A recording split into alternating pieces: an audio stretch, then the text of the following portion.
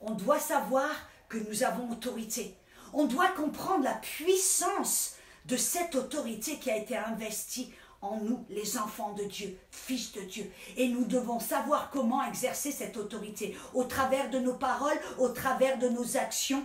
Et vous savez, nous devons savoir que cette autorité, on l'exerce par la foi. C'est-à-dire qu'on reste dans notre conviction, peu importe ce que l'on voit ou ce que l'on entend. On sait que ce que l'on dit va se faire et on le verra s'accomplir. Marc 11, 24. Amen. Alléluia.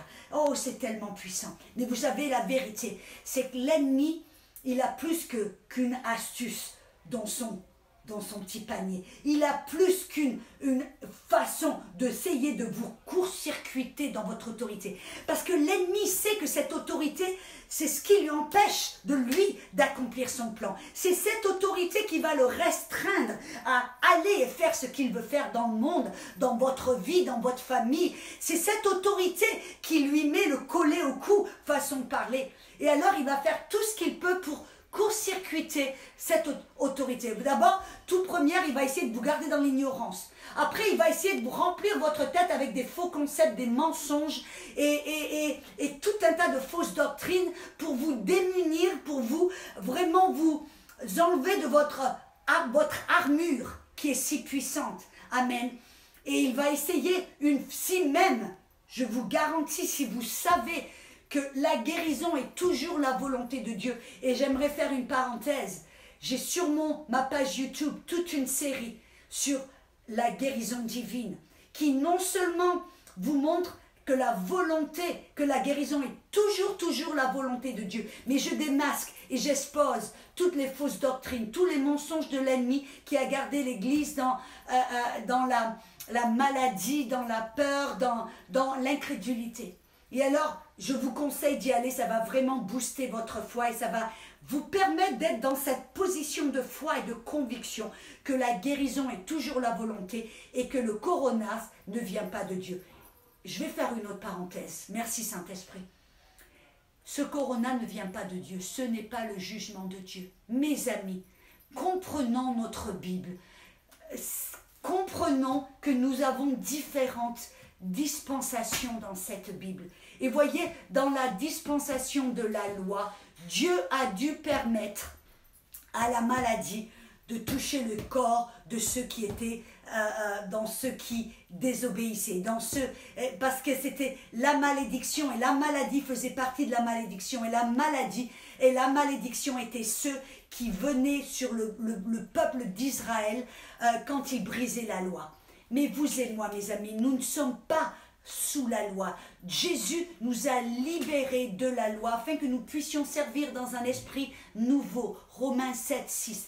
Maintenant, notre dispensation est une dispensation de grâce, de miséricorde, une dispensation, et vous et moi maintenant, nous sommes dans une dispensation de réconciliation. Voyez, dans Luc, il dit qu'il est venu pour publier une année de grâce, une dispensation de grâce. Ça veut dire que, oui, c'est vrai que Dieu va juger la terre, mais ce n'est pas ce moment. Ça va venir après le retour, après l'enlèvement de l'Église et le retour de Jésus. Là, Dieu va juger tous ceux qui ont refusé de fléchir le genou devant la seigneurie de Jésus. Mais pour l'instant, ce n'est pas le moment du jugement. Non, non. Voyez, les tremblements de terre, les épidémies, le corona, ce n'est pas la main de Dieu.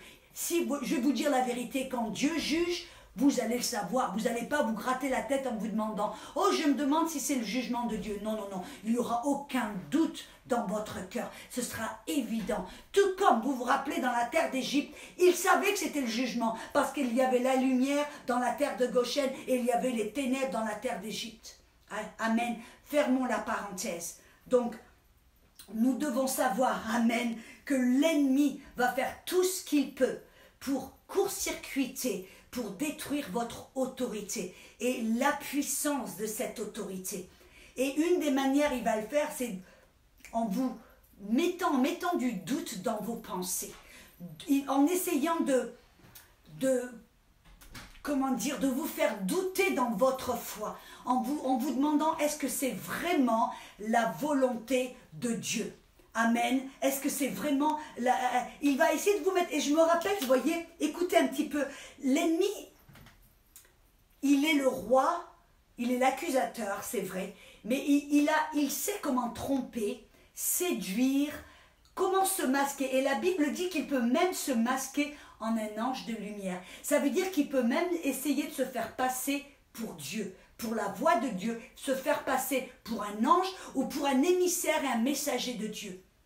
Ou vous vous rappelez, même Satan dit, il est écrit dans la parole. Il va peut-être même vous citer des versets hors contexte, j'ajoute. Et moi, je me rappelle, vous savez, j'étais en route pour aller en Éthiopie. Et vous savez, en tant que missionnaire, c'est vrai que mon appel, je suis appelée très souvent dans des pays très durs, dans des pays inconvertis, qui sont non atteints, des pays, des fois, où je peux être tuée pour l'évangile. Voyez, ce sont des pays, des fois, où beaucoup de gens sont torturés ou détruits pour leur amour pour Jésus-Christ. Et donc, vous savez, je sais que la parole nous dit, dans Apocalypse 12, que on va vaincre par le sang de Jésus, par la parole de notre témoignage, et nous ne devons pas aimer notre vie plus que la mort. Amen. Et donc moi, je n'ai pas peur de mourir. Je sais que des fois je vais dans ces pays, que c'est possible qu'un jour je sois tué pour l'évangile. Et si c'est le cas, je dis Alléluia, je vais voir Jésus. Mais voyez, je sais que la maladie n'est jamais la volonté de Dieu. Amen.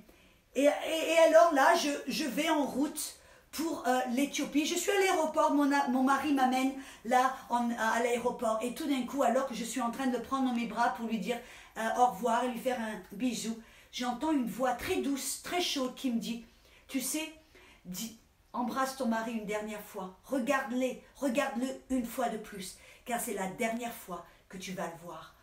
Ça m'a choquée un petit peu en me disant, waouh, qu'est-ce que c'est? Et bien sûr, parce que je sais que je n'ai pas peur de mourir et je sais que c'est possible en Éthiopie, vous voyez, il y a de nombreux musulmans qui créent tout un tas de problèmes, de persécutions et de morts. C'est possible. Donc, dans ma tête, je dis, waouh, est-ce que ça va être mon moment? Est-ce qu'il va se passer quelque chose où je vais mourir pour l'évangile?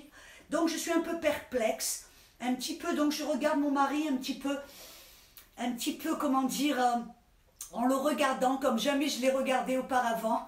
Amen. Et je le prends dans mes bras avec, tu vois, je ne le laisse pas aller pendant un petit moment. Puis je lui dis, je t'aime mon chéri, vraiment je t'aime. Et puis je pars, et puis je suis dans l'avion, puis je réfléchis, je pense, je dis, waouh Seigneur, qu'est-ce que tu essaies de me dire là? Qu'est-ce qui se passe? Et puis là, me voilà en Éthiopie, je suis dans une école biblique pour enseigner, et j'enseigne différents cours, et tout d'un coup, une semaine plus tard, je suis attaquée dans mon corps, mais alors violemment, où tout d'un coup, j'ai une telle fièvre que je suis dans l'hallucination. Ça veut dire que je suis là allongée sur mon lit et je vois des bestioles partout qui courent sur les murs. J'ai commencé les trucs, je suis vraiment... Mais vous savez, j'ai refusé de céder. J'ai refusé de rester au lit en me disant, en attendant que j'aille mieux. J'ai dit non, non, non, je sais au nom de Jésus que je suis guérie. Donc je me suis levée, j'ai dit, il ne va y avoir personne et rien qui va m'empêcher qui va m'empêcher de prêcher l'évangile. Mais voyez, même si je suis attaquée dans mon corps, je me lève du lit et je suis allée derrière le pupitre, des fois 2, 3, 4 heures par jour pour enseigner, pour prêcher. Et vous savez, mais là, j'exerce mon autorité, je commande à la maladie de partir parce que je sais dans mon cœur que la maladie n'est jamais la volonté de Dieu. Mais voyez, j'ai entendu cette parole qui paraissait être Dieu. C'était tellement rempli de chaleur, c'était chaleureux, presque, on aurait presque dit une voix audible. Et puis je suis dans le trouble en me disant, mais ok, j'exerce mon autorité et je ne vais pas mieux, je viens de pire en pire. Et j'essaie de comprendre pourquoi j'ai entendu ça. Qu'est-ce qui se passe, Dieu? Je suis un peu dans le trouble, dans mes paroles, dans mes pensées, je suis là. Qu'est-ce qui est en train de se passer? Et vous savez qu'un soir, j'ai un rêve, alors que je suis en train de résister au diable et vraiment de me battre contre cette maladie qui s'empire de jour en jour. Et là-bas, vous savez, il n'y avait pas d'hôpital, il n'y avait pas de centre d'urgence, il n'y avait pas de médicaments à m'apporter.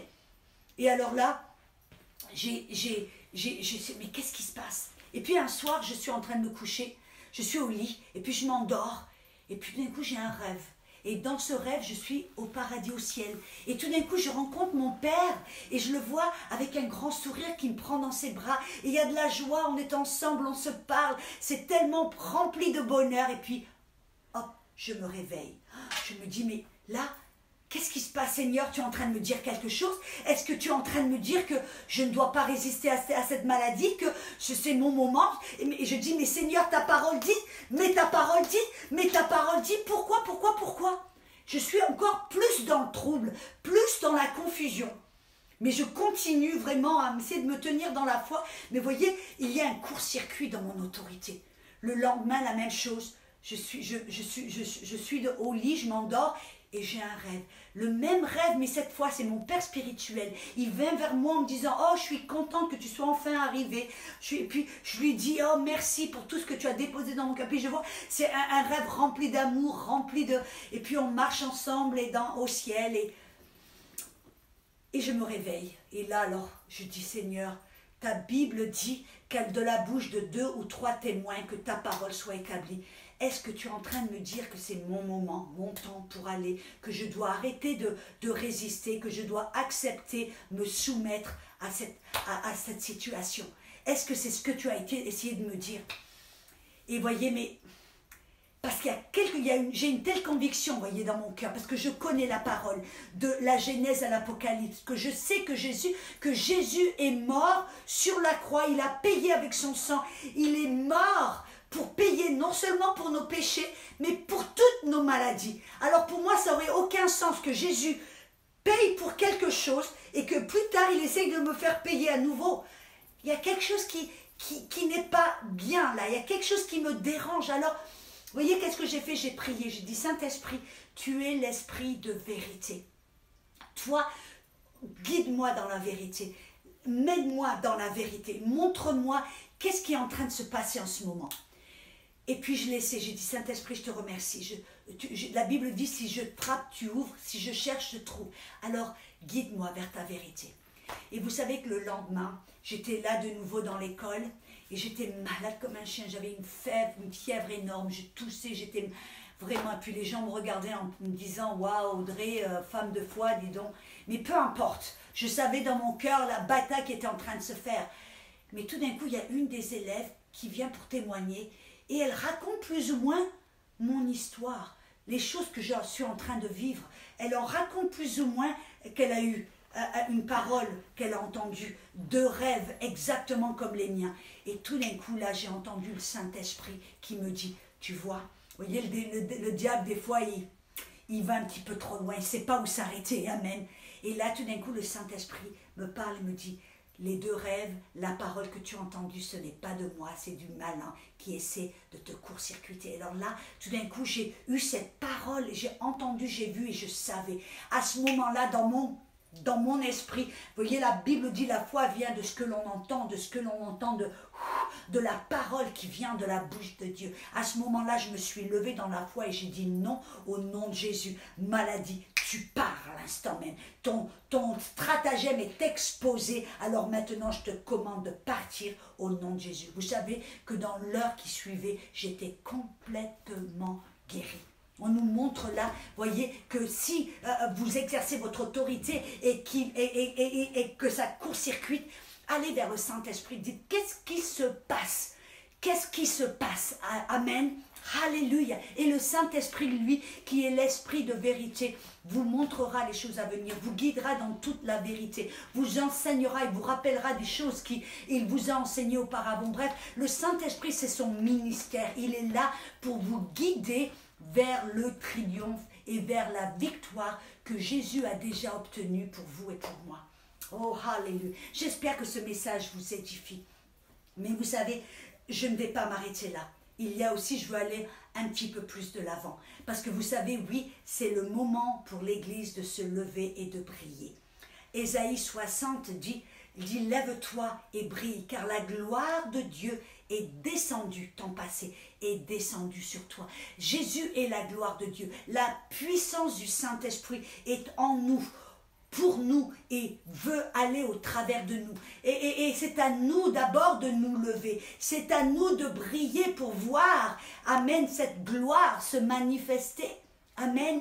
Et alors je veux vraiment vous encourager à être en cette époque, non pas des chrétiens recroquevillés sur eux-mêmes dans la peur ou même dans l'isolement, mais vous êtes appelés, nous sommes appelés à être des ambassadeurs. Dans 1 Corinthiens, Amen, chapitre de 2 Corinthiens, pardon, chapitre 5, verset 20, nous dit que nous sommes des ambassadeurs. Et vous savez qu'est-ce que j'ai découvert? Que des ambassadeurs, quand ils vont dans un terrain étranger, un terrain qui n'est pas leur terre natale, entre guillemets, ils ont une immunité diplomatique. Et ils ne sont plus assujettis aux lois du pays dans laquelle ils demeurent à ce présent moment, mais ils sont assujettis aux lois ou à la puissance du pays qui les a envoyés. Vous et moi, nous sommes, si nous refusons de nous isoler, mais que nous prenons ce moment pour être une bénédiction pour les autres, de sortir de nous-mêmes, d'oublier le grand je, le grand moi, le grand maman aimé, et que nous commençons à penser aux autres, à devenir des ambassadeurs. Sachez que vous avez une immunité diplomatique qui vous protège. Et j'irai un petit peu plus loin, nous avons la puissance dynamis, cette puissance dynamite, voyez, comme un bâton de dynamite qui est contenu dans un récipient. En nous qui sommes des terres, des vases de terre, amen, nous avons en nous la puissance du Saint-Esprit. Si vous avez été remplis du Saint-Esprit, baptisés dans le Saint-Esprit, alors demeure en vous la puissance de résurrection que Jésus avait. Vous voyez, Jésus a fait tous ces miracles parce qu'il était rempli du Saint-Esprit. Non pas seulement parce qu'il était le Fils de Dieu, mais parce qu'il était baptisé dans le Saint-Esprit et la puissance. Acte 10, 38. Quand Jésus de Nazareth, qui a été rempli de la puissance et de l'onction, est allé de lieu en lieu pour faire du bien et guérir tous ceux qui étaient sous l'empire du diable. Voyez, Jésus savait qui il était, ce qu'il avait. Il savait qu'en lui était la puissance du Saint-Esprit, cette puissance qui avait créé tout le monde, l'univers entier. Cette puissance était en lui. Et il n'allait pas en disant « Oh, j'ai peur de ce virus » ou « j'ai peur de... » Non, il savait que la puissance était en lui. Et que cette puissance était bien plus puissante que tout autre élément extérieur qu'il allait rencontrer. Amen. C'est Romains 8, 11 dit que la même puissance qui a ressuscité Jésus-Christ des morts demeure en vous. Cette même puissance va vivifier votre corps mortel. Je veux vous encourager. Sachez que cette puissance demeure en vous. Et peu importe si vous avez ces symptômes, résistez aux symptômes. Amen. Commandez à ces symptômes de partir, de quitter. Alléluia. Parce que tout comme les tentations viennent pour vous faire pécher, les symptômes viennent pour vous faire vous assujettir à la maladie. Ces symptômes, ce n'est pas la maladie, c'est une tentation physique pour vous faire céder à la maladie. Ne cédez pas, n'acceptez pas. Amen. Mais levez-vous dans la foi, résistez aux symptômes en sachant que cette puissance de résurrection demeure en vous. Alléluia. Et vous savez, ça me rappelle d'un homme qui s'appelle John G. Lake. Il était dans les années 1900 et il a vécu, c'était un homme de Dieu, et il a vécu pendant une période où il y avait une des plaies les plus mortelles du monde. C'était la plaie bubonique. Des millions de personnes mouraient tous les jours, tout le temps. Et cet homme, au lieu, tu voyez, d'être à la maison, d'avoir peur, il est allé en disant « Comment est-ce que je peux être une bénédiction ?» Et cet homme, c'était un homme de foi. Ça se voyait, un homme, et qu'est-ce qu'il a fait? Il savait, il comprenait. Il est allé pour aider les gens qui étaient malades. Il allait de lieu en lieu pour soulager les gens, pour prier pour les gens, pour aider ceux qui étaient morts, et pour essayer d'aider tous les docteurs qui étaient là, à essayer de soulager. Et je voudrais faire une petite parenthèse, et je rends honneur à tout le corps médical qui est là, qui travaille sans répit pour aider. Amen. Alléluia. Nous prions pour vous, corps médical. Nous vous apprécions, nous vous aimons. Amen. Mais là, voyez, John G. Lake, il est allé pour aider avec un élément encore bien plus... Eux, ils avaient cette connaissance médicale et lui, il avait une connaissance spirituelle, une foi puissante. Il est allé pour aider les docteurs et tout d'un coup, un des docteurs qui dit, oh là là, heureusement qu'on a un vaccin pour cette plaie. Et tout d'un coup, Jean Gillet dit, vaccin, quel vaccin? Et le docteur le regarde un peu en panique en disant, mais ne me dis pas que tu n'as pas été vacciné. Et John Gillet dit, non, j'ai pas de vaccin, j'ai rien du tout. Il dit, oh là là, mais alors, il a essayé un petit peu commencer à lui dire, mais qu'est-ce que tu... Et John Gillet a dit, attends. Il dit, écoute, il dit, moi... Il dit, celui qui vit en moi est bien plus puissant que celui qui vit dans le monde. Et il dit, je ne suis pas assujetti à la loi de la mort et du péché, mais l'esprit de vie et de l'esprit qui est en moi est bien plus puissant. Et le docteur le regarde un petit peu en disant, qu'est-ce que tu es en train de me dire? Et je voudrais rajouter qu'à cette époque-là, il y avait un petit peu plus de l'honneur pour Dieu et pour les ministères de Dieu qu'il y a aujourd'hui très souvent. Amen. Mais John G. Lake a dit, écoutez, je vais vous montrer quelque chose. Vous pouvez, ne sois pas paniqué, n'ayez pas peur pour moi, regarde. Il dit, tu vois, on va prendre cette écume qui sort de la bouche des morts et on va la mettre sous un microscope. Et regarde qu'est-ce qui se passe. Et véritablement, ils ont vu des milliers de microbes qui vivants et qui fourmillaient là. Et puis il a dit, prends cette même écume, mets-la dans le creux de ma main et je vais la mettre sous le microscope. Et c'est ce qu'ils ont fait. Vous savez que contact de sa main, les germes sont morts immédiatement. Le docteur a dit, waouh, est-ce possible? Oui, c'est possible. Parce que John D. Lake connaissait cette vérité. Il savait, il a refusé de céder à la peur et à la panique. Amen. Il savait qui il était. Il savait qu'il était un enfant de Dieu, un ambassadeur pour Christ. Et il savait ce qu'il avait non seulement toute autorité, amen, mais qu'il avait la puissance de résurrection qui a même ressuscité Jésus-Christ des morts en lui. Il le savait et il marchait dans cette révélation. Je veux vous encourager, méditez sur ce que je suis en train de vous dire. Méditez la parole. Sachez que c'est votre cas aussi si vous êtes enfant de Dieu et que vous avez été rempli du Saint-Esprit. Alléluia. Et vous savez, moi, c'est véritablement mon expérience. Et je ne le dis pas vraiment pour me vanter ou pour... Non, en arrogance. Mais je vous dis pour ça, pour vous dire que c'est vrai. Ce que je vous dis, ce que je partage avec vous, c'est la vérité. Ce n'est pas de l'enseignement théologique, c'est du vécu pour moi qui est missionnaire.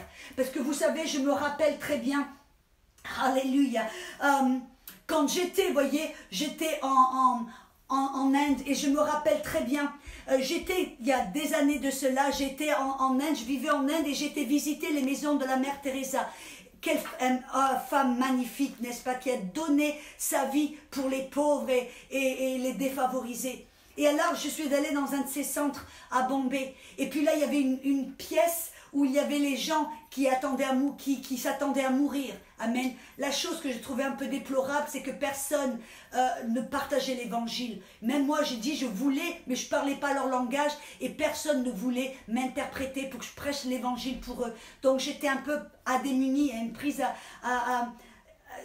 ça m'a fait mal au cœur, bref. Mais bref.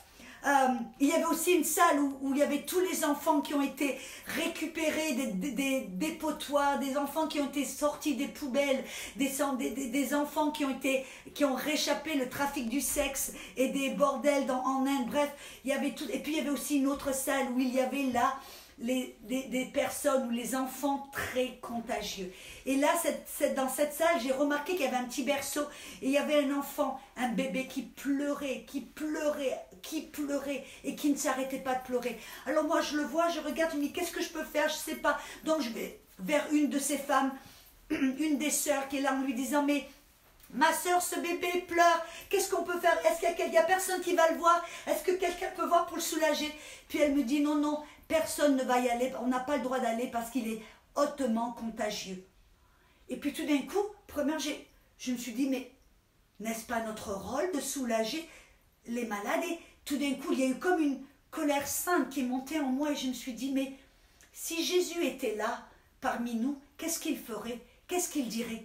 Et alors là, tout d'un coup, c'est vrai qu'il y a eu, pendant le millenième de seconde, il y a eu cette petite, mais la peur en me disant, oh, mais c'est quand, mais j'ai dit, non, non, qu'est-ce que je me suis oubliée moi-même presque dans cette colère sainte où tout d'un coup, j'étais envahie par la compassion de Jésus. Je suis allée vers ce bébé, j'ai imposé mes mains, j'ai caressé ce bébé, j'ai mis mes mains sur lui, j'ai prié en autre langue, j'ai prié, j'ai chanté en autre langue sur lui, jusqu'à ce que ce bébé se calme et s'arrête de pleurer. Amen. C'est vrai que le jour qui a suivi, j'étais bombardée avec des pensées de peur. Mais vous savez qu'est-ce que j'ai fait à ce moment-là quand j'étais bombardée par la peur? J'ai ouvert ma bouche, tout comme Jésus l'a fait face aux tentations de l'ennemi. J'ai ouvert ma bouche et j'ai dit non. Au nom de Jésus, maladie, je te commande de partir. Ce corps appartient à Jésus et rempli avec la puissance de Dieu. Alors non. Amen. Au nom de Jésus. Amen. Alléluia. Et ça me rappelle aussi, vous savez, que il n'y a pas très longtemps de cela, je suis allée dans les bordels en Calcutta. Et là, quand je suis rentrée, la dame qui est là et qui va pour faire le ministère, pour les prostituées et tout ça, elle m'a amenée, on n'était que 2 ou 3, et elle m'a dit surtout, ne touche rien. Ne touche pas les murs, ne touche pas les rambardes, ne touche rien du tout. Elle me dit parce que cet endroit est contaminé et rempli de la syphilis, du sida, de la pneumonie, de toutes sortes de maladies incurables. Elle me dit c'est une bombe de germes et de virus. Et donc on monte, on rentre, et c'était vraiment comme si, vous voyez, les choses à laquelle je m'imaginais étaient rien comparé à ce que j'ai vu et ce que j'ai vécu dans cet endroit. Amen. Et je suis rentrée, mais tout d'un coup, vous savez, j'ai ressenti une compassion comme je ne l'ai jamais ressentie auparavant. J'ai ressenti la compassion de Jésus. Et tout d'un coup, j'ai complètement oublié les virus. J'ai complètement oublié tout. La seule chose que je pouvais voir est comment est-ce que Jésus voulait aimer ses filles et ses femmes. Comment l'amour de Dieu voulait les toucher. Je ne me suis pas dit, oh non, je ne vais pas la toucher parce que, oh non, non, non. Et vous savez ce qui était encore aussi plus... Donc j'ai pris, autant que je le pouvais, autant qu'il me l'était permis par les femmes, amen. J'ai été pour les prendre dans mes bras, pour les toucher, pour les caresser, pour essayer de leur parler, pour essayer de les regarder face à face en leur disant combien Jésus les aime. Amen. Alléluia. Et puis, je me rappelle, ça s'est fait 2 fois là, dans cet épisode, où tout d'un coup, on était dans leur petite chambre, dans leur chambre là. C'était comme un placard pourri, rempli de moisissures et de poubelles, vraiment plus qu'autre chose, avec des lits qui étaient pourris là. Mais bref, là tout d'un coup, parce qu'on partageait avec elles, et ça s'est fait 2 fois de suite. Elles ont voulu me préparer une tasse de thé. Et elles l'ont dans des petites tasses en terre, là, et elles me donnent. Et vous savez, je savais que, et en Inde, ils n'ont aucun savoir, ils ne comprennent pas les germes, les virus, l'hygiène. Ils n'ont aucun sens d'hygiène, vraiment. Et alors là, ils m'ont préparé cette tasse de thé, puis ils me donnent cette tasse de thé. Et à ce moment-là, j'avais un choix. Et puis c'est vrai que je me dis, tout le monde a bu de cette tasse. Je sais, il y a peut-être des personnes qui ont le sida, qui ont le syphilis, qui ont ceci, qui ont cela, qui ont bu dans cette même tasse. Mais là, qu'est-ce que j'allais faire? Et vous savez, à ce moment-là, l'amour de Jésus est bien plus puissant que toute autre chose. Je me suis dit, et j'ai bu de ce thé. Et j'ai bu toute cette tasse de thé devant elles. Et elles m'ont regardé avec un grand sourire. Et je les remerciais en les appréciant. Et ça 2 fois de suite. Et vous savez, je n'ai jamais été malade. Parce que l'amour de Dieu est bien plus puissant que toute autre chose. Et je veux vous encourager, vous et moi, à être ces ambassadeurs, à aller, parce qu'il y a des personnes qui n'ont aucune aide, des personnes qui n'ont aucun, même si c'est prendre le téléphone, encourager. S'il y a peut-être des personnes âgées qui ne peuvent pas sortir pour faire des courses, allez faire les courses pour elles et déposez-les devant leur petite, comment dire, leur porte, amen, avec une petite carte d'encouragement et d'amour. Il y a différentes manières de pouvoir aider aimer et être cet ambassadeur. Je ne parle pas d'être complètement inconscient et fou, parce que, amen, mais je parle d'être cet ambassadeur qui n'a pas peur de ce qui se passe autour, parce qu'on sait qu'en nous est la puissance de Dieu. Amen. Alléluia. Alors, je veux prier pour vous.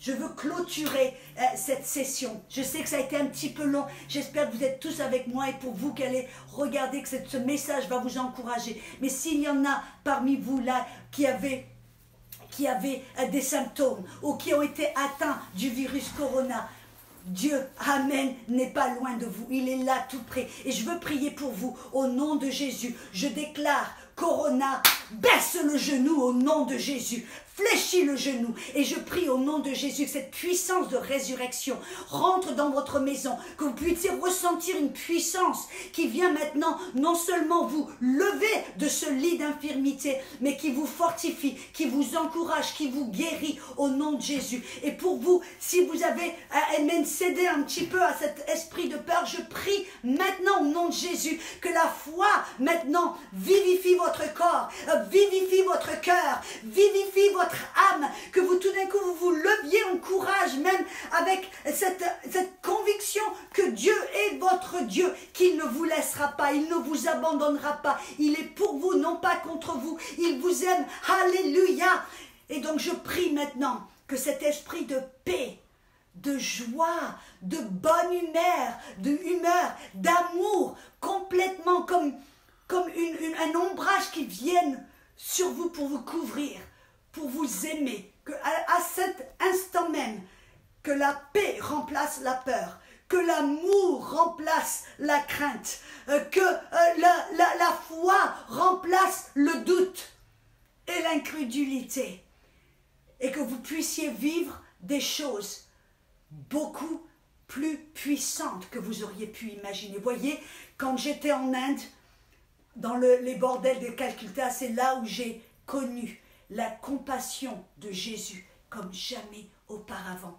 C'est notre privilège, amen, c'est notre droit, c'est notre gloire, c'est notre... Et je veux vous encourager, amen. Nous allons vivre, mes frères et sœurs, des moments puissants en Dieu. Ne laissez pas ce moment passer. Saisissez ce moment Kairos où nous levons dans la joie. Soyez des semeurs de grâce, de joie, de bonne humeur, de foi et de parole, amen, d'encouragement partout où vous allez. Je vous aime, je vous bénis, amen. Et je vous encourage à re-regarder cet enseignement, car il va vraiment vous relever. Amen. Je vous aime, soyez bénis.